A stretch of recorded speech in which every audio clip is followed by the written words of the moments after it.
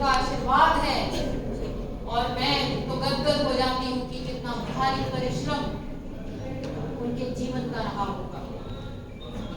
इसलिए वो बार बार आह्वान करते हैं कि बेटी बचाओ बेटी पढ़ाओ जैसी स्कीम्स के ऊपर वो एम्फसाइज करते हैं कि हमने कितना आगे जाना है, कितना सशक्तिकरण होना चाहिए हमारी माताओं को। उसी के संदर्भ में वो ये सखी स्कीम हमारे यहाँ से लॉन्च कर रहे हैं। कितनी बड़ी बात है, बार बार उन्होंने इस पॉइंट को हाईलाइट कर चौधरी बंसीलाल जी का आपने नाम लिया। मुझे मैं आपको बताना चाहती हूँ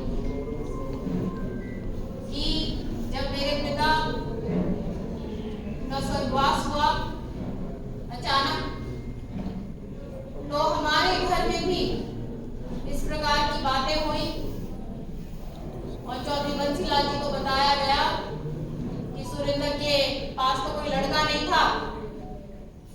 तो उसकी पगड़ी अब किसको पहनाएंगे। और तब उनको चौधरी बंसीलाल जी को बहुत सारे परिवार के लोगों ने कहा कि कोई बात नहीं, जो अगला जो बेटा है ताऊ के बेटे को इसको पहना देते। लेकिन चौधरी बंसीलाल वो आदमी थे, ये 20 साल पुरानी बात है जब उन्होंने पगड़ी मेरे सर पर।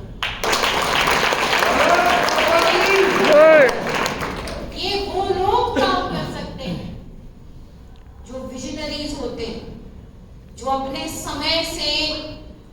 आगे चलते हैं।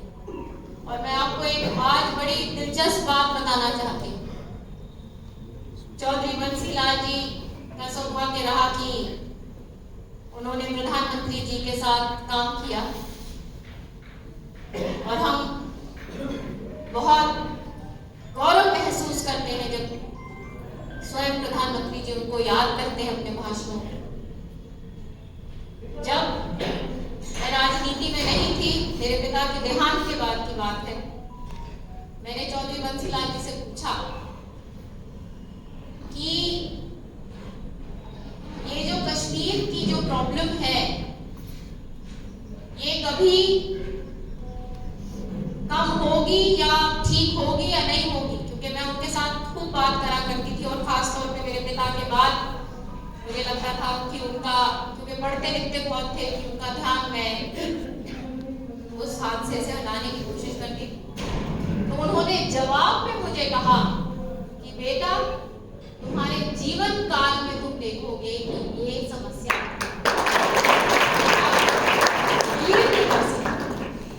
और देखिए कि किस प्रकार से प्राइम मिनिस्टर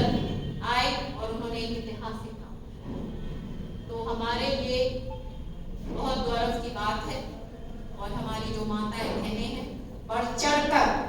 आप लोगों ने हिस्सा लेना, क्योंकि जो इस प्रकार के लीडर्स होते हैं जो देश के लिए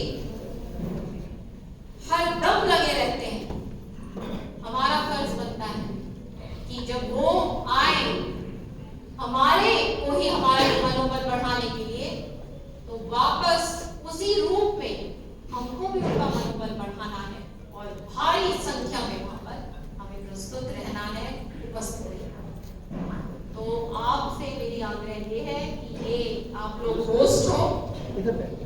सारा पूरा प्रदेश आपका